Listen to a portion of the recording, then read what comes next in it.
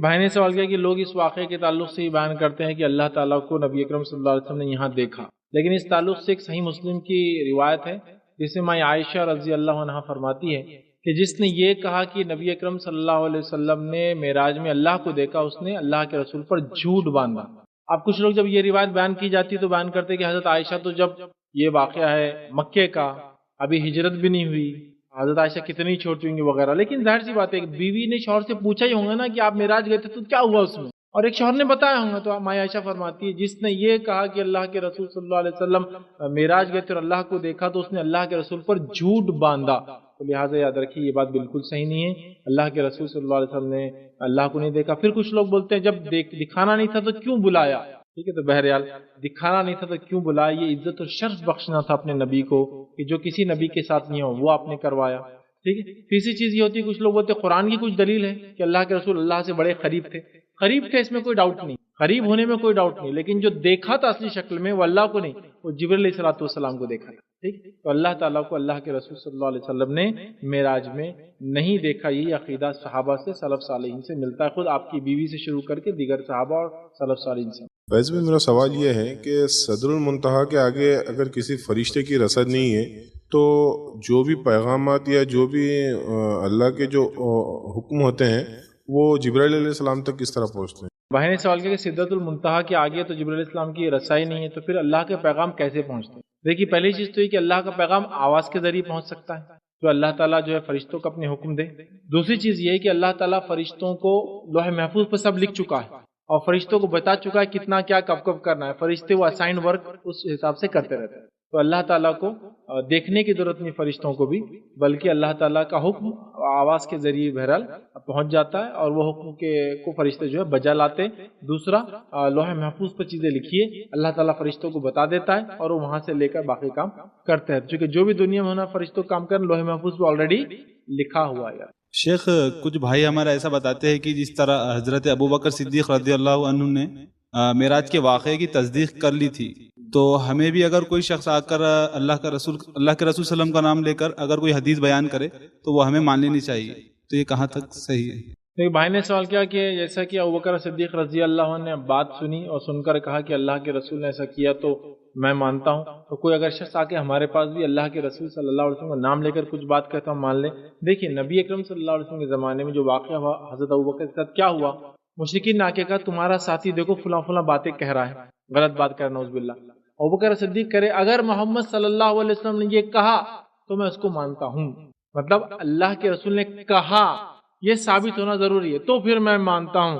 تو کوئی بھی شخص آ کے آپ کو کوئی بھی بات کہے اگر نبی اکرم صلی اللہ علیہ وسلم سے ثابت ہے، آج کے دور میں ثابت ہے تو ماننے میں کوئی حرج نہیں، بالکل مانی، ثابت ہونا ضروری ہے۔ تو لہٰذا کوئی بھی بات آپ سے کوئی بھی کہے اگر وہ نبی اکرم صلی اللہ علیہ وسلم واقع میں ثابت ہے بالکل مان لینے میں کوئی دو رائے نہیں، لیکن مسئلہ یہ ثابت ہی نہیں ہمارے پاس، تمام باتیں ہم لوگوں نے اپنے دل سے بنا لی ہیں، تو ہمیں اپنے آپ کو تبدیل کرنے کی ضرورت ہے۔ ثابت اگر بات ہے تو بالکل مانیے آپ، بالکل۔ السلام علیکم فیصل، میرا سوال ہے کہ شب قدر کی رات کیسے سیلیبریٹ کریں؟ دیکھیے بھائی کا سوال ہے کہ شب قدر کی رات کیسے منائیں، کیسے سیلیبریٹ کریں۔ دیکھیے شب قدر کی رات تو ایک ایسی رات ہے جو سب کو منانا ہے، ہر انسان اس کے ثمرات اور فوائد اٹھا سکتا ہے، چاہے وہ چھوٹا ہو، چاہے بڑا ہو، چاہے بوڑھا ہو، چاہے مرد ہو، چاہے عورت ہو، یاد ہے یہ سب کے لیے، اور یہ بڑی افضل رات ہے۔ یاد ہے اب اس کو کیسے منائیں، پہلے جان لیں شب قدر رمضان کی آخری عشرے کی آڈ نائٹ میں سے ایک نائٹ ہے، طاق راتیں شروع کہتے ہیں، طاق اور جفت، آڈ اینڈ ایون، تو آڈ نائٹ سے 21، 23، 25، 27، 29 اپنے علاقے کی جو تاریخیں ہیں ان تاریخوں میں سب سے پہلے تو آپ کو پلان کرنا ہے کہ آپ جاگ کر عبادت کریں، اور رات شروع ہوتی ہے مغرب سے اور ختم ہوتی ہے فجر کے طلوع ہونے سے، ٹھیک، تو لہٰذا مغرب سے لے کر آپ کو پورا فجر تک ٹائم ہے۔ چھوٹی سے چھوٹی بھی رات رہی تو مغرب اگر 7 بجے بھی کسی علاقے میں ہو رہی ہے تو فجر ظاہر سی بات ہے 4:30 بجے تک وہاں شروع ہوتی ہے فجر کا وقت، تو کم از کم آپ کو کچھ نہیں تو ایک 9 گھنٹے کا ٹائم تو کم از کم ملتا ہے۔ یہ 9 آور 10 آورس مختلف علاقوں میں اور بھی بھرا چھوٹی اور بڑی راتیں ہوتی ہیں، اس کو منانا ہے۔ شروعات مغرب ہے تو ظاہر سے مغرب میں تو آپ اگر رمضان ہے تو اگر روزے سے ہے تو روزہ آپ کھولیں گے، جو روزے سے نہیں ہے، بیمار ہے، مسافر ہے، عورتیں ہیں جو ناپاک ہیں، وہ لوگ روزہ اگر نہیں ہے تو کوئی مسئلہ نہیں، ٹھیک۔ مغرب آپ کی نماز پڑھیں گے، مغرب کی نماز پڑھنے کے بعد ظاہر سی بات ہے آپ کھانا وغیرہ کھا لیں، اس کے بعد آپ تلاوت قرآن کر سکتے ہیں، تلاوت قرآن کے ساتھ ساتھ اللہم انکا عفو تحب العفو فاعف عنی، اس دعا کو آپ کثرت سے پڑھیں اس رات میں، ٹھیک ہے۔ اس کے علاوہ تلاوت قرآن کے علاوہ آپ نماز قائم کریں، نماز کے اندر بھی آپ قرآن پڑھیں، تو جتنا ہو سکتا ہے آپ نمازیں ادا کریں۔ نمازیں ادا کرنے کے علاوہ آپ اللہ تعالیٰ سے دعائیں کریں، کثرت سے دعا کریں، یا ہو سکتا ہے آپ صدقات اور خیرات کرنا چاہتے تو اس رات میں آپ صدقات اور خیرات بھی کر سکتے ہیں، ٹھیک ہے۔ اس کے ساتھ ساتھ استغفار کیجیے، اپنی معافی کے لیے آپ جو ہے اللہ تعالیٰ سے استغفر اللہ، تاکہ اللہ تعالیٰ ہمارے گناہوں کو معاف کرے۔ یہ تمام کام آپ فجر تک کر سکتے ہیں۔ تو نماز، تلاوت قرآن، خاص دعا، عام دعا، مغفرت کی دعائیں آپ کثرت سے کر سکتے ہیں۔ یہ تمام چیزیں عبادت میں آتی ہیں۔ اسی طرح بچے بھی ظاہر سی بات ہے نماز پڑھ سکتے ہیں، قرآن آتا تو قرآن پڑھیں، اچھا قرآن نہیں آتا تو آپ سن بھی سکتے ہیں، بہرحال جیسے امام کے پیچھے سنتے تو یہاں، اور تراویح وغیرہ بھی ظاہر سے عشاء کے بعد ہوں گی، تو مغرب کے بعد آپ نے کھانا وغیرہ کھایا، تراویح کے بعد 10 بجے تک ٹائم آپ کا ویسے ہی چلا جاتا ہے، گھر پر آنے کے بعد آپ تھوڑا سا فریش ہو جائے، اس کے بعد دعائیں ہیں، تلاوت قرآن ہے، قیام ہے مطلب رات کی نماز ہے، اس کے بعد دعا، اذکار، استغفار، یہ ساری چیزیں آپ کرنے تک صبح انشاءاللہ عزیز ہو جاتی ہے، تمام کام کر سکتے ہیں۔ وہ عورتیں جو پاکیزہ حالت میں نہیں نماز نہیں پڑھتی ہیں، وہ عورتیں بھی اس راتوں کا فائدہ اٹھا سکتی ہیں، وہ نماز اور تلاوت قرآن چھوڑ کر سب کر سکتی ہیں، قرآن چڑھ رہا ہے تو وہ سن سکتی ہے، ٹھیک ہے۔ اسی طرح جو ہے دعا کر سکتی ہے اللہم انک عفو، یہ دعا سے ممانعت نہیں۔ اس کے علاوہ مغفرت کی دعائیں کر سکتی ہے، اس کے علاوہ عام دعائیں کر سکتی ہے، اور تمام وہ لوگ جو اس رات کو جاگ کر منا رہے ہیں ان کو سپورٹ کر سکتی ہے اپنے طرف سے، جیسا کہ آج تم بچوں کو سنبھال لو، کل میں سنبھال لیتی، کھانا تم آج بنا لو، فلاں تم، مطلب پول بنانا بولتے ہیں اس کو، ایک دوسرے کی ہیلپ کر کے سب لوگ مل کر ایک عمل کرے، ہوتا ہے نا، عورتوں کو کھانا بنانا ہے، سحر کی تیاری کرنا ہے، بچوں کو سنبھالنا ہے، پول بنا لے، تھوڑی دیر یہ دیکھ لے، تھوڑی دیر وہ دیکھ لے۔ جیسا جو عورتیں نماز قرآن نہیں کر سکتی وہ دنوں میں، تو دوسروں کے بچوں کو دیکھنے کے ساتھ ذکر تو ایسے ہی ہو جاتا، بچوں کو سنبھالتے بھی ہو جاتا، کھلاتے بھی ہو سکتا، ٹھیک۔ تو ایسی پول بنا کے ایک دوسرے کو بہرحال ہم سہولت دے سکتے ہیں۔ تو سب کو اس رات کو منانا ہے، منانے سے مراد جاگنا ہے۔ اچھا کوئی مجبور ہے، مسافر ہے، بیمار ہے، تنگ دست ہے، بدحال ہے، اور صبح کام کرنا ہے، وہ اس کو رات نہیں جا سکتا، تو نبی اکرم صلی اللہ علیہ وسلم کی یہ حدیث وہ یاد رکھیں، جو شخص رات میں عشاء پڑھ کے سو جائے اس نیت سے کہ فجر میں اٹھیں گا، اس کو ساری رات عبادت کا ثواب ملتا ہے۔ تو مجبور لوگ شب قدر میں بھی رات کی عبادت کا ثواب اس سے لے، نیت تو ہے لیکن حالات نہیں ہیں، تو لہٰذا سو جائیں، انشاءاللہ فجر میں اٹھیں، ان کو اجر ملے، ٹھیک ہے۔ تو لہٰذا ہم نماز کے ذریعے، تلاوت کے ذریعے، اذکار کے ذریعے، مخصوص اذکار جو ایک دعا ثابت ہے اس کے ذریعے، استغفار کے ذریعے اور عام دعاؤں کے ذریعے اس رات کو گزار سکتے ہیں۔ چاہے تو آپ صدقہ اور خیرات بھی اس رات میں مخصوص طور سے کریں۔ السلام علیکم فیض بھائی، یہ واقعی میں بولا جاتا ہے کہ ساتویں آسمان پہ جب جبرائیل علیہ السلام پہنچے تھے، اس کے بعد انہوں نے بولے کہ اب محمد صلی اللہ علیہ وسلم کو آپ اس کے آگے جاؤ، میں اس کے آگے نہیں آ سکتا، تو اس کے بارے میں کیا ہے؟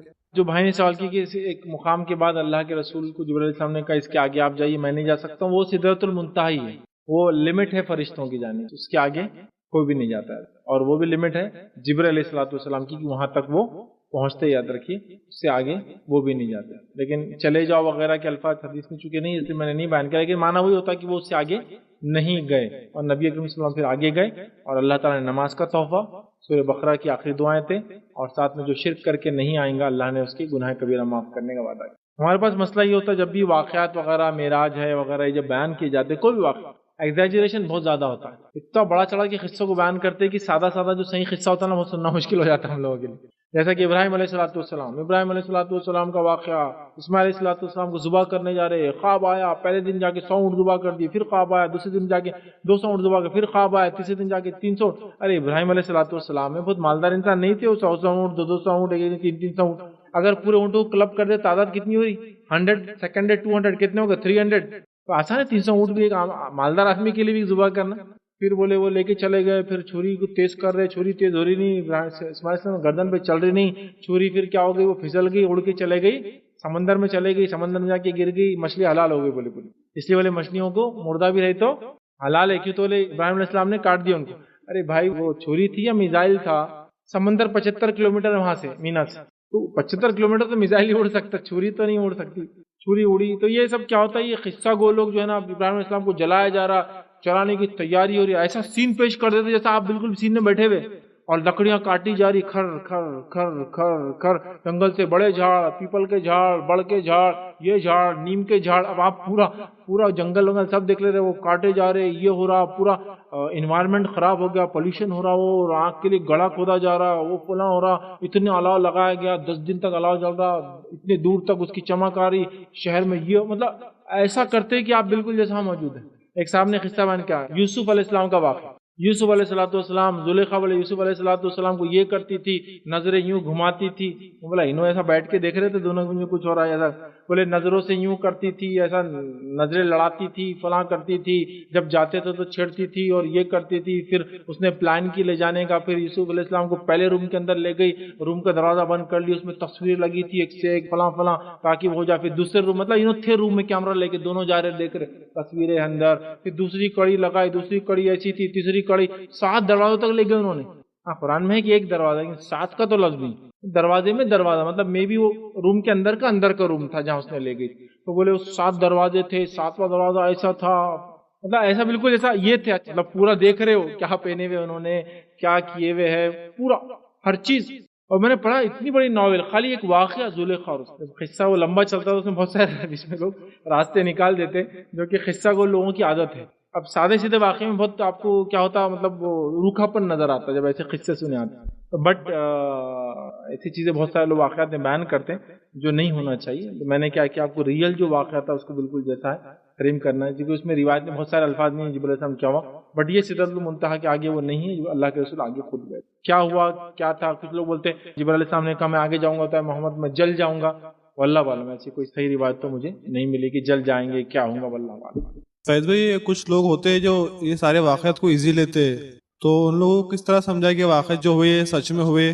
بھائی نے سوال کہ بہت سارے لوگ جو ہے واقعات کو جو ہے مطلب ایزی لے لیتے ہیں، اور میں بھی بہت ساری بار میرے پرانے کچھ لیکچرز تھے اس کی کمنٹس پڑھ رہا تھا. تو ایون مسلمز بھی، نان مسلم سمجھ میں آتا ٹھیک، ایون مسلمز بھی بول رہے ہیں ابھی براق اس کی کیا ضرورت تھی، گدھے سے بڑا جانور، گھوڑے سے بڑا یہ کھڑا بھی لے جا سکتے تھے.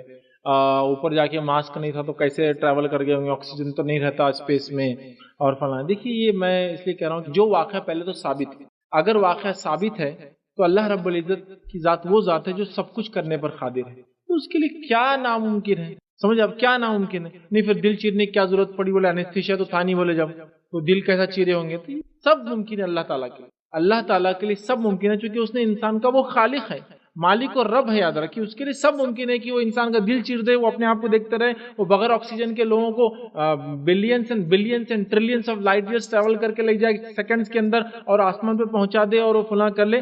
ہم لوگوں کا یہ ایمانی تقاضا ہوگا. جو واقعات ثابت ہے یہ ہمارا ایمانی تقاضا ہے کہ اس کو من اور ان ہم اس کو مانیں، کیونکہ نبی اکرم صلی اللہ علیہ وسلم نے بات بیان کر دی. تو معراج کا واقعہ تو انہی میں سے ایک ہے جس کو آپ صلی اللہ علیہ وسلم بیان کیا، اور 30 کے قریب 30 سے زیادہ صحابہ نے ان کو روایت کیا. تو لہٰذا اس میں کوئی شک نہیں ہے. ہاں جو ضعیف روایت ہے اس کے تعلق سے اس سے ہم اجتناب کریں. باقی ان واقعات کو یاد رکھیے ہم کو ایمان لانا شرط اور ضروری ہے. کچھ چیزیں لاجیکل ہم کو سمجھتی نہیں ہیں کبھی کبھار. جیسا مثال کے طور پہ ایک صاحب کہنے لگے کہ نبی اکرم صلی اللہ علیہ وسلم نے جو ہے ابو لہب کے ایک بیٹے کو بددعا دی تھی، اور بددعا دے کر کہا تھا کہ اللہ کا ایک کتا تجھے نوچ کھائے. بددعا دی، اس میں بہت تکلیف دیتا تھا. اور ہم سب جانتے ہیں وہ ابو لہب بہت سنبھال کے رکھتا تھا اس بیٹے کو اپنے، کیونکہ اس کو معلوم تھا محمد صلی اللہ علیہ وسلم نے بددعا دی. اس کو ایمان تو نہیں لایا تھا لیکن پتا تھا بات تو صحیح ہونے والی. جب بھی سفر کرتا بیٹے کو بیچ میں سلاتا تھا اور لوگوں کو اطراف میں سلاتا. اور ایک دن وہ سفر پہ تھا، اس کا بیٹا بیچ میں سویا تھا، ایک شیر آیا جنگلی، وہ برابر بیچ میں کودا اور اس کو لے کر چلا گیا اور چیر پھاڑ کر کے کھا گیا. اب حدیث میں الفاظ ہے کتا لے گیا شیر. ہمارے پاس شیر جو ہے وہ بلی کی کمیونٹی سے مانا جاتا ہے، کتے کو اس میں نہیں شامل کیا جاتا ہے. لیکن اللہ کے رسول نے بیان کر دیا کتا تو بس شیر کتا ہی شیر، مطلب وہ کتے کی ذات سے، وہ اب وہ نہیں ہے بلی. سمجھ گیا؟ کیونکہ اللہ کے رسول نے اس کو بیان کر دیا. یا پھر عربی لغت کے اعتبار سے سارے کینائن جو ویسے دانت کے جانور ہوتے ہیں وہ کتے کی شمار ہوتے ہیں، مطلب کتے کی نسل سے، کتے کی ذات سے شمار ہوتے ہیں، مطلب سمجھے نا، دانتوں کی وجہ سے. لیکن اب بحث کر کے نہیں ابھی تو ہم آج ہم نے بلی کے بعد میں ہم کتے کو اس میں ڈال دیں گے، اس کو اٹھا کر. آج ہمارا یہ بائفرکیشن ہے نا کہ یہ بلی اور اس سے یہ گھوڑے اور اس سے گدھے وغیرہ، اس سے یہ خچر گھوڑے کی ذات میں آتا، بلی کی ذات سے شیر وغیرہ وغیرہ، ٹائیگر اور فلاں فلاں فلاں ہے، اور کتے کے اس سے جو ہے یہ کتے ہیں اور کیا ہے بھیڑیے ہیں اور لومڑیاں ہیں، یہ سب کتے. ہم نے کیا یہ تو سمجھ. تو ان چیزوں کو ہم ایسا سمجھے کہ نہیں وہ اس کے ہیں، بس اللہ کے رسول نے بیان کر دیا معاملہ ختم ہو. ہاں اگر ترجمے میں کوئی مسئلہ ہو، عربی کے لفظ کچھ اور ہوتے ایک الگ بات. تو لہٰذا اگر واقعات ہے ثابت ہے تو ہم کو ماننا ہے. بات عقل میں آؤ یا نہ آؤ، اللہ رب العزت ایسے معجزے اپنے انبیاء سے کراتا تھا تاکہ اس دور کی قومیں ان پر جو ہے ایمان لائے. اور بہت ساری باتیں کسی زمانے میں نے خود دیکھی سنی تھی. ایک مرتبہ ایک صاحب اسپیچ دے رہے تھے، پرانی بات ہے، نان مسلم اسلام کے خلاف بول رہے تھے، کچھ نالج بھی تھا بیسک. تو بولنے لگے کہ یہ کیسا ہو سکتا ہے کہ بولے ایک پتھر ہے بولے آسمان میں، مسلمانوں کا عقیدہ ہے، اور اس پہ پورا لکھا ہوا بولے جو کائنات میں جو کچھ ہونے والا ہے بولے شروع سے لے کر آخر. ٹھیک ہے, جب بولا انہوں نے وہ اس زمانے میں 70-80 کے دہائی میں جب اتنا جو ٹیکنالوجی ایڈوانس نہیں تھی, آج ہم جانتے اتنے سے پین ڈرائیو میں کیا کچھ نہیں ہوتا. پین ڈرائیو تو چھوڑ دیجیے, میموری کے اعتبار سے ایک ہیومن ڈی این اے میں کتنا نالج ہوتا ہے اس کے بارے میں, اس کی شخصیت کے بارے میں. ایک ہیومن ڈی این اے جس کو ہم کہیں گے ایک ہیومن ڈی این اے وہ لائبریریز انفارمیشن رکھتا ہے اٹھا کر ایک انسان کے بارے میں. آج ہم کو معلوم ہے ایک ڈسک, ایک ہارڈ ڈسک, ایک پین ڈرائیو کتنا نالج اٹھا کے رکھ سکتی ہے کہ پورے دنیا کے لوگوں کے نام آپ سیو کر سکتے ہیں اس کے. اللہ کے لیے کیا ناممکن ہے کہ ایک پتھر پر چونکہ وہ اس کو جو تختی کا لفظ آتا ہے, لوح محفوظ, پریزرو ٹیبلٹ جس کو بولیں گے, تختی ہے. اللہ کے لیے ممکن ہے ایک چھوٹی سی تختی میں پورا لکھ دیا اس نے کائنات. تو بہرحال ہم ایمان لائیں. یہ الگ بات ہے کہ ہم کوئی چیزیں عقل میں نہیں آتی ہیں, لیکن عقل میں نہ آنے کے باوجود بھی ہم اس پہ ایمان لائیں کہ میرے رب نے کہہ دیا, واقعہ صحیح سند سے ثابت ہے, رسول کی زبانی آ چکا ہے, تو لہٰذا ہم کو ماننا ہے. بات سمجھ میں آئے نہ آئے ایک سیکنڈ کے سے اللہ سے دعا کرے, اللہ مجھے سمجھ میں نہیں آ رہی تو اس کی مجھے توفیق دے کے ان چیزوں کو میں سمجھ لوں, برعکس اس کی کہ ہم اس کا انکار کریں, کیونکہ شروعات چھوٹی چیز سے ہوتی ہے اور بات پھر بڑھتے بڑھتے بہت لمبی ہو جاتی ہے. کسی نے ایک سوال کیا, نبی اکرم صلی اللہ علیہ وسلم معراج ہوئی تو نبی اکرم صلی اللہ علیہ وسلم نے انبیاؤں کو نماز پڑھائی, لیکن ہم جانتے ہیں نماز تو بعد میں آئی. دیکھیے نماز بہت پہلے سے, موسیٰ علیہ السلام کی قوم کو بھی کتنے وقت نماز کا حکم تھا, 3 ٹائم. نماز بہت پرانا عمل ہے. داؤد علیہ السلام نماز پڑھتے تھے. ان کے نماز اور روزوں کی تعریف بھی اللہ کے رسول نے کی. ان کی نماز کی خصوصیت یہ تھی کہ رات میں 1/3 سوتے تھے, مطلب 1/3 سوتے تھے اور 1/3 اٹھ کر اللہ رب العزت کی عبادت کرتے تھے, اور 1/3 مشقت اور اپنے کام کے لیے وقت دیتے تھے رات کا. داؤد علیہ السلام, اور ان کے روزوں کی خصوصیت یہ اللہ کے رسول نے فرمایا داؤد کے روزے بڑے زبردست تھے. ایک دن روزہ رکھتے تھے, ایک دن افطار کرتے تھے, ایک دن کھاتے تھے, ایک دن رکھتے تھے, ایک دن کھاتے تھے, ایک دن رکھتے تھے. روزے فرض نہیں تھے لیکن وہ رکھتے تھے. تو انبیاء علیہ السلام نماز بھی پڑھتے تھے, آدم علیہ السلام سے لے کر ہر نبی, اور انبیاء علیہ السلام یہ کچھ نبیوں کی قوموں پہ نماز بھی فرض تھی. کیفیت طریقہ کیا ہوں گا واللہ عالم, مسائل کیا تھے واللہ عالم, لیکن نماز تھی. تو لہٰذا اللہ کے رسول صلی اللہ علیہ وسلم, اللہ کے رسول صلی اللہ علیہ وسلم بھی جب آپ نبی بنے تب سے آپ بھی نماز پڑھتے تھے, اور کئی صحابہ نماز پڑھتے تھے. فرض نہیں تھی, 2 رکعت نماز پڑھتے تھے 3 وقت, صبح سورج نکلنے سے پہلے, سورج بیچ میں ڈھلنے کے بعد, اور سورج ڈھلنے کے بعد, مطلب زوال کے بعد اور ڈھلنے کے بعد. یہ 3 اوقات میں صحابہ 2 رکعت کر کے نماز پڑھتے تھے. تو نماز اللہ کے رسول پڑھتے تھے شروع سے. طریقہ وغیرہ تھوڑا مختلف تھا, جیسے بات وغیرہ کرتے تھے نماز وغیرہ, وہ ایک الگ مسائل بعد میں آتے, لیکن نماز پہلے سے تھی. تو اللہ کے رسول نے جو انبیاء کو نماز پڑھائی تو نماز پہلے سے موجود تھی, مسائل وغیرہ الگ تھے, ایک الگ بات ہے. اور انبیاء نے بھی نماز پڑھی, اللہ کے رسول سے پہلے کے نبیوں نے بھی نماز پڑھی. موسیٰ علیہ السلام کی قوم پہ 3 وقت تھی, دیگر لوگوں نے نماز پڑھی, یاد رکھے. تو لہٰذا اللہ کے رسول نے نماز پڑھائی, جو بھی طریقہ بہرحال رہا تھا اس طریقے سے نماز پڑھی. السلام علیکم. میرا یہ سوال تھا, کیا رسول اللہ صلی اللہ علیہ وسلم نے اللہ تعالیٰ سے کلام کیا تھا معراج میں؟ سوال یہ کہ کیا نبی اکرم صلی اللہ علیہ وسلم نے اللہ تعالیٰ سے کلام کیا تھا. دیکھیے اللہ کے رسول صلی اللہ علیہ وسلم اور اللہ تعالیٰ کا کلام ہوا تھا, کیسے تفصیلات نہیں ہیں. بہت سارے لوگ لکھتے ہیں کہ جو اتحیات ملا نماز کے اندر, اتحیات للہ والصلوات والطیبات, یہ تبھی ملا جب نبی اکرم صلی اللہ علیہ وسلم وہاں گئے. کیونکہ ظاہر سی بات ہے اللہ تعالیٰ کو تو سلام نہیں کر سکتے, چونکہ اللہ خود سلام ہے, سلامتی تو اسی سے آتی ہے, سمجھ رہا. تو لہٰذا وہ بولتے ہیں کہ اتحیات للہ وہ جب تب ہوا تھا, لیکن اس کی کوئی صحیح دلیل مجھے نہیں ملی, اس لیے میں نے وہ نہیں رکھا. جیسا کہ مثال کے طور پہ ایک اور واقعہ ہے کہ اللہ کے نبی ابراہیم علیہ السلام اور اسماعیل کو جب ذبح کرنے لے جا رہے تھے تو شیطان 3 جگہ آیا اور ان کو بہکایا.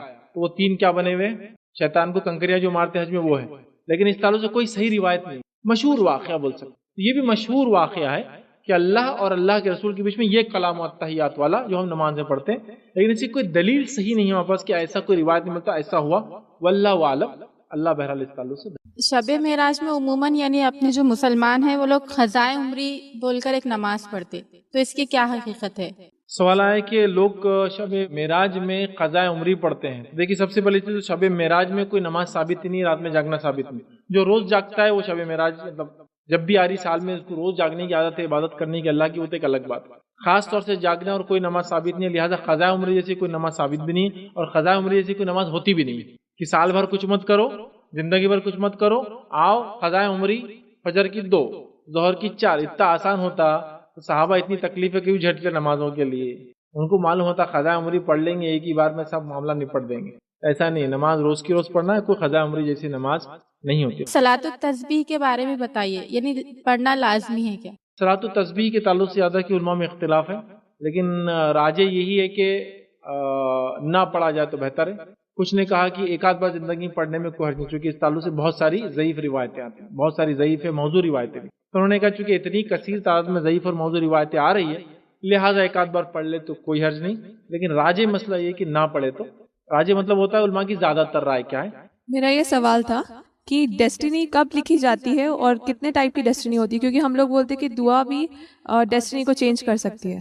سوال ہے کہ تقدیر کب لکھی جاتی ہے، اور چونکہ عام طور سے بولا جاتا ہے کہ تقدیر دعا تقدیر کو بدل دیتی ہے. دیکھیے سب سے پہلی چیز، ہماری تقدیر لکھی گئی ہمارے وجود میں آنے سے، کائنات کے وجود میں آنے سے 50,000 ایئرز بیک، اس سے بھی پہلے. اللہ کے رسول صلی اللہ علیہ وسلم فرماتے ہیں، مسلم کی روایت ہے، اللہ تعالیٰ نے جو پہلی مخلوق پیدا کی وہ تھی قلم، اور قلم سے کہہ دیا ہر وہ چیز لکھ دے جو ہونا ہے. قلم نے ہر وہ چیز لکھ دی جو ہونا ہے، اس لیے حدیث میں آتا ہے بار بار یہ لفظ قلم رکھا جا چکا ہے، سیاہی سوکھ چکی ہے، تو قلم نے لکھ دیا. تو پہلی مخلوق قلم تھی. کب ہوا یہ سب؟ کائنات کے وجود میں آنے سے 50,000 ایئرز پہلے. تو قلم تھی پہلی مخلوق، اس نے لکھ دیا. اب تقدیر تو لکھی جا چکی ہے، لیکن تقدیر جو ہے مختلف اوقات میں ٹرانسفر ہوتی ہے الگ الگ ڈپارٹمنٹس میں فرشتوں کے، تاکہ وہ ایکسیکیوٹ کرے وہ کام. جیسا ایئرلی شب قدر میں ٹرانسفر ہوتی ہے کہ سال بھر کیا کرنا ہے، اس لیے اس کو شب قدر بولتے ہیں. ایئرلی کیا کام کرنا ہے لکھی بھی پہلے سے ہے، ایئرلی کیا کرنا ہے ایکسیکیوشن. اسی طرح ایک بچہ وجود میں آتا ہے تو تب اس کی دی جاتی ہے کہ اس کی زندگی کیا ہے، کیا کرنا ہے. اس لیے حدیث میں آتا ہے جب بچہ ماں کے پیٹ میں 120 ڈیز 4 مہینے کا ہو جاتا ہے، ایک فرشتہ آ کے کہتا ہے اللہ کیا لکھوں، کتنی عمر لکھوں؟ اللہ بولتا ہے اتنی لکھوں. تو یہ جس کو کہتے ہیں میجر تقدیر تو پوری لکھی جا چکی ہے، لیکن اس کا وقتاً فوقتاً ٹرانسفر ہوتا رہتا ہے فرشتوں کے ذریعے سالانہ شب قدر میں اور ہر بچے کی پیدائش کے وقت دیکھا. تو جیسے ایک اور مثال دیتا ہوں، اللہ کے رسول صلی اللہ علیہ وسلم فرمایا تقدیر پر کوئی چیز سبقت لے جاتی، تقدیر سے آگے اگر کوئی چیز چلی جاتی تو نظر بد ہوتی، کیونکہ اس کا لگنا حق ہے. لیکن وہ بھی تقدیر سے آگے نہیں جا سکتے، لیکن تقدیر سے کمپیر کرنا اس کی شدت بتانا ہوتا. سمجھ رہا شدت کی اتنی خطرناک ہے نظر بد. تو اللہ کے رسول فرما رہے اتنی خطرناک چیز ہے یہ کہ اگر سبقت لے جاتی، آگے جاتی، تقدیر کو اوور رول کر دیتی تو کیا ہوتی؟ نظر بد نظر. اسی طرح یہاں کہہ رہے دعا تقدیر کو بدل سکتی. بتانے کا مقصد ہے دعا بہت امپورٹنٹ چیز ہے اور ہمیں کثرت سے دعائیں کرنا چاہیے. اور اگر لٹرل میننگ لے تو میننگ بھی ہے if this then this اسمان والمالک، دیکھیے بندہ ہی کریں گا، اللہ نے لکھ چکا بندہ کریں گا تو میں قبول کروں. جیسا آپ نے واقعے میں سنا ہے کہ آدم علیہ السلام کے دائیں اور بائیں جانب جو روحیں تھی، تو اصل میں یہ روحیں یعنی کون سی تھی؟ کیونکہ مرنے کے بعد جو روحیں جمع ہوتی ہے عالم برزخ میں. سوال ہے کہ آدم علیہ السلام نے جو روحوں کو دیکھا دائیں اور بائیں جانب، وہ کہاں دیکھ رہے تھے؟ واللہ اعلم. کیونکہ پورا معراج جو ہے غائب ہے، یہ وہ دنیا جو دنیا کو ہم سمجھ بھی نہیں سکتے. خود آدم علیہ السلام کا وہاں موجود ہونا بھی ایک مسئلہ ہے، وہ برزخ سے نکل کے وہاں کیسے پہنچے؟ ہم کہیں گے واللہ عالم یہ کیسے ہوا، کیونکہ یہ سب غائب ہے. غائب کی جب بھی ایسی کوئی بات آئے ہم اس پر صرف ایمان لاتے ہیں، اس کے اندر کوئی بحث یا کوئی عقل نہیں لڑاتے کیسے، کیوں، کیا، کب. تو اس کو آپ چھوڑ دے، وہی ہمارے لیے زیادہ بہتر ہے. واللہ عالم، وہ جو اللہ بہتر جانتا ہے کہ اس کا کیا معنی ہے. لیکن دیکھا مطلب دیکھا، اللہ کے رسول فرما رہے تو دیکھا کیسی کیفیت تھی، کیا تھی، اصلیت تھی، صحیح روحیں تھی، کیا تھی، میٹافوریکل تھا، ریئل تھا، واللہ عالم، وہ سب اللہ جانتا ہے. بس ہم نے سنا اور ہم نے ایمان لا لیا. السلام علیکم فیض بھائی. فیض بھائی رسول اللہ صلی اللہ علیہ وسلم نے جبرائیل علیہ السلام کو 2 مرتبہ دیکھا، آپ نے بولا کب دیکھا تھا؟ بھائی نے کہا کہ جبرائیل علیہ السلام کو 2 مرتبہ دیکھا تھا. تو دیکھیے 2 مرتبہ ان کی اصلی حالت میں. ویسے تو نبی کریم صلی اللہ علیہ وسلم کے پاس وہ کئی بار مختلف دہیہ کلبی رضی اللہ عنہ کے شکل میں آئے، کبھی کوئی فلاں صحابی کے شکل میں آئے، کبھی جنگوں کے اندر الگ الگ شکلوں میں آئے، لیکن 2 بار آپ نے اصلی شکل میں دیکھا، جس میں حدیث میں آتا ہے کہ زمین سے آسمان تک پورا بھر گیا تھا ان کے، کچھ دکھ رہا نہیں تھا اس کے علاوہ، مطلب جہاں تک نظر جا سکتی اوپر سے. اور سیکنڈ ٹائم سدرۃ المنتہا میں 2 مرتبہ اصلی شکل میں دیکھا جس میں آپ تھے. باقی ٹائم پہ آپ نے دیکھا لیکن فارم میں دیکھا، مختلف شکلوں میں جب وہ لے کر آتے تھے. شب معراج کے وقت کثرت سے جو ہے تو معافیا مانگی جاتی ہے جیسا کہ میسیجز کے تھرو، تو اس کی کیا حقیقت ہے؟ معافی مانگنا صحیح ہے؟ بھائی نے سوال کیا کہ شب معراج کے وقت لوگ کثرت سے معافیاں مانگتے ایک دوسرے سے کہ بھائی معاف کر دو. تو یہ سب بس یہی ہے، پہلے تو من گھڑت واقعات بنا لیے گئے، من گھڑت واقعات من گھڑت فضیلتیں بیان کر دی گئی. اور من گھڑت فضیلتوں میں سے ایک فضیلت یہ ہے کہ بولے اس دن معافی مانگ لیں، مطلب سال بھر سوئیں اور صبح چبا دوسروں کو، اور ایک دن بولو کہ بس اللہ کے لیے میرے کو معاف کر دو، اور بیچارہ والا جاتے کو معاف کر دیا. کیسا ہو سکتا ہے؟ کیسے ہو سکتا ہے؟ لہٰذا یہ معافی کا کوئی ایسی رات ہے بھی نہیں کہ جس کے لیے آپ معافی مانگیں. غلی بات کا جہاں تک معاملہ ہے، یہ معافی تو غلطی ہوتے ہی مانگ لینا چاہیے. اس کے لیے کوئی دن، کوئی رات، کوئی خاص وقت نہیں آتا کہ شب قدر میں اس کو خاص طور سے کرنا. یہ بالکل بھی سنت ثابت نہیں، کسی صحابی نے کبھی شب قدر میں کوئی ایسی معافی نامہ یا ایسا فلاں فلاں فلاں کبھی کیا. بلکہ ابھی تو معافی بھی نہیں مانگتے ہو، دعا ایسی کرواتے کہ اے اللہ جس نے یہ میسج بھیجا ہے، میسج ایسے لکھا ہوتا ہے اس کو تو معاف کر دے.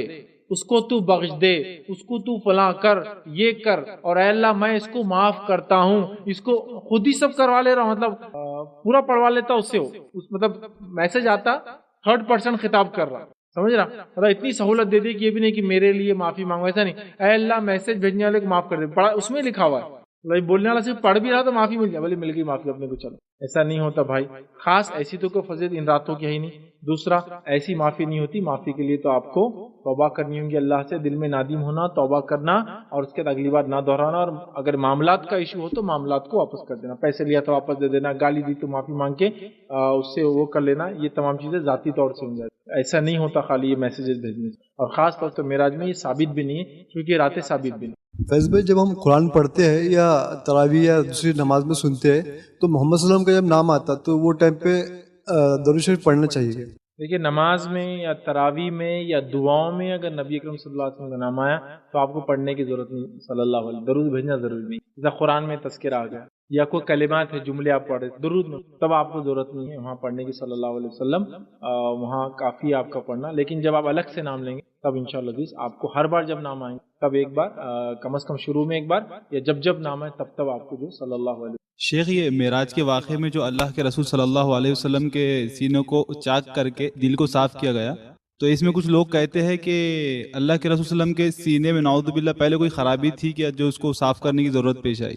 بھائی نے سوال کیا کہ نبی اکرم صلی اللہ علیہ وسلم کے دل کو نکال کر صاف کیا گیا، بلکہ ایک روایت میں تو ہے کہ جسم اور بھی اعضاء پیٹ کے نکالے گئے، صاف کیے گئے، تو کیا پہلے کیا نبی اکرم صلی اللہ علیہ وسلم کے جس میں کوئی خرابی تھی؟ دیکھیے نکال کے صاف کیا جانا کسی چیز کے خراب ہونے کے لیے ضروری نہیں ہوتا ہے، کسی چیز کو صاف کرنا اس کے گندے ہونے کی علامت تھوڑی ہے، آپ صاف چیز کو بھی صاف کر سکتے، آپ یہ کیوں سوچیں گے کہ صاف کیا گیا تو پہلے گندا ہوں گا، ضروری نہیں، لیکن یاد رکھیے کچھ چیزیں ہوتی ایسی، جیسے کہ نبی اکرم صلی اللہ علیہ وسلم انسان تھے، ٹھیک، اس ناطے بہت سارے ایشوز تھے اپنے، جیسے کہ آپ صلی اللہ علیہ وسلم خود فرماتے جو بچپن میں آپ کا دل چاک کیا گیا، مطلب سینہ چاک کیا گیا اور دل نکالا گیا، اور اس میں سے ایک حصہ نکال لیا گیا، وہ حصہ وہ تھا جس سے شیطان انفلوئنس کرتا ہے انسان کو ہمیشہ، جس کو قارین کہتے ہیں، اسی لیے آپ نے فرمایا ہر انسان کے پیچھے ایک شیطان ہوتا ہے جو اس کی زندگی بھر ساتھ رہتا ہے، اس کو قارین کہتے ہیں، اور وہ بہکاتا ہے صرف، تو کہا کہ اللہ کے رسول آپ کو بھی، تو کہا الحمدللہ اللہ نے مجھ کو اس پہ سبقت دی، وہ ایمان لے کر آ گئے، یہ اللہ کے رسول صلی اللہ علیہ وسلم کے دل پہ قرآن اترا، تو اس کے اندر جو دل میں انسان ہونے کے ناطے کشمکش ہوتی ہے اچھائی اور برائی کی، اللہ کے رسول کے دل سے کشمکش برائی والی پوری نکال لی گئی تھی، سوائے اچھے خیال کے آپ دل میں کوئی خیال نہیں آتا تھا، کیونکہ قرآن کہاں اترا؟ اعلی قلبی کا، دل پہ اترا، تو کوئی نان مسلم پوچھ سکتا دل پہ اترا، دل تو مرکز ہے اچھائی اور برائی کا، دل میں دو خیالات ایک ساتھ چلتے آپ دیکھ محسوس کر سکتے، یہ لے لوں یہ نہیں لیتا، یہ لے لوں یہ نہیں لیتا، اچھا دل اور دماغ بھی دونوں بھی سوچتے ایک ساتھ، یہ بھی آپ محسوس کر سکتے، جیسے آپ کوئی چیز دیکھ لیا آپ نے پسند آ گیا اب لے لیتا میں، دل کیا بول رہا آپ کا لے لو، دماغ کیا بولتا بیٹے ریٹ دیکھ لو، ایک ہی ٹائم پہ دو خیالات ایک ہی ٹائم پہ مشترکہ چلتے، مطلب سائملٹینیس چلتے دونوں، دل بولتا نہیں یہ چیز تو حاصل کرنا ہی ہے مجھے، لیکن دماغ کیا بولتا بیٹے اس کے بھائیوں کو دیکھ لو ذرا، اس کا خاندان دیکھو ذرا، پچھلی بار ایک نے کچھ کیا تو وہ بیچارہ ابھی خبر کے اندر ہے، تو مت کرو یہ حرکت، سمجھ رہے آپ؟ دل کا معاملہ الگ ہوتا ہے، دماغ ریشنل سوچتا ہے، دل دماغ کا ٹکراؤ بھی آپ کو سمجھ میں آتا ہے، دل سے دل کا ٹکراؤ بھی سمجھ میں آتا ہے، نماز کو جاتا میں میچ دیکھ لیتا ہوں میں، نماز ضروری ہے ایک ہی جگہ، دل کشمکش، تو اب قرآن تو اللہ کے رسول کے دل پہ اترا، کوئی انسان بول سکتا ہے کہ دل پہ اترا تو مرکز ہے کشمکش کا، اللہ کے رسول کا دل نکال کر جو انسانی کیفیت تھی کشمکش کی دوہری وہ نکال لی گئی آلریڈی، تو برا ہونا پہلے ضروری نہیں ہے کہ اس کو صاف کیا جانا، کسی چیز کو دل کو دھویا گیا، صاف کیا گیا، مطلب جو تھا اس کو اور صاف کیا گیا، صاف چیز کو اور صاف کیا بھی جا سکتا، تو آپ یہ مت سوچئے کہ مطلب برا تھا، نبی نے استغفار کیا تھا مطلب گناہ کرتے تھے تم جو بولو استغفار کیا 100 مرتبہ تم نبی کو ایسا بنا دے رہے، نہیں، گناہ کرنا ضروری نہیں استغفار کے لیے، ایک آدمی جو نبی ہے اور انبیاء کی شان یہ کہ انبیاء بغیر گناہ کے بھی استغفار کرتے ہیں، سمجھ رہا، وہ گناہ نہیں کرتے، عام لوگ گناہ کرتے استغفار کرتے ہیں، گناہ گار لوگ بہت گناہ کر کے استغفار کرتے ہیں، انبیاء بغیر گناہ کے صاف چیز کو بھی اور صاف کیا جا سکتا ہے، اس کو اس معنی میں نیگیٹو، اچھا نیگیٹو نہ لے، یہ تو ایک پارٹ ہو گیا، لیکن یہ بھی تو آپ سوچیے اللہ کے رسول صلی اللہ علیہ وسلم نے حدیث فرمایا میرا دل صاف کیا گیا، تو اب آپ کیا بولیں گے؟ یہ تو نبی کی الفاظ ہے نا، میں تو نہیں بول رہا ہوں یہ چیز کہ بھائی فلاں جماعت والے نے یہ بولا، فلاں شخصیت نے یہ بولا، رسول نے حدیث میں بولا کہ میرا دل نکالا گیا، صاف کیا گیا، تو آپ پازیٹیولی اس کو میں نے سوال کیا نبی اکرم صلی اللہ علیہ وسلم کا جو شق صدر کا واقعہ ہے کیا اس میں کوئی نشان وغیرہ تھا؟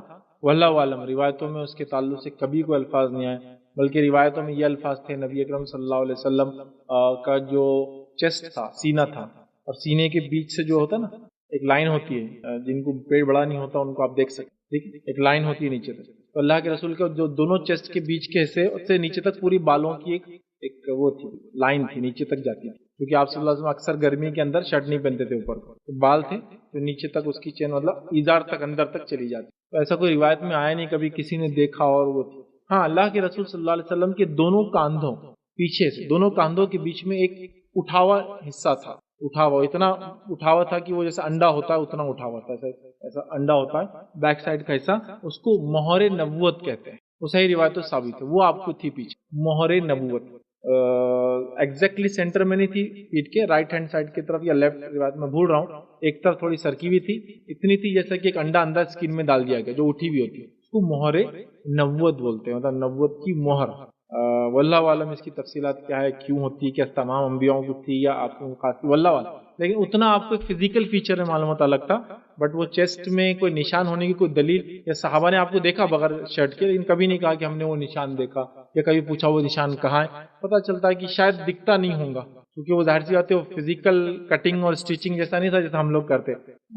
اسٹیچ دیتے تو پتہ چلتا نا آپریشن کی بات کہ یہاں کھولے تھے، اللہ عالم وہ اللہ کی طرف سے تھا. اور ظاہر سی بات ہے اگر وہ دکھتا تو ایک نقص جیسا دکھتا نا تھوڑا سا، ظاہر سی بات اللہ تعالیٰ سے ختم کر دیا ہوں گا. لیکن روایتوں میں کوئی الفاظ نہیں کہ ایسا کبھی کچھ آپ کے گلے پہ یا سینے پر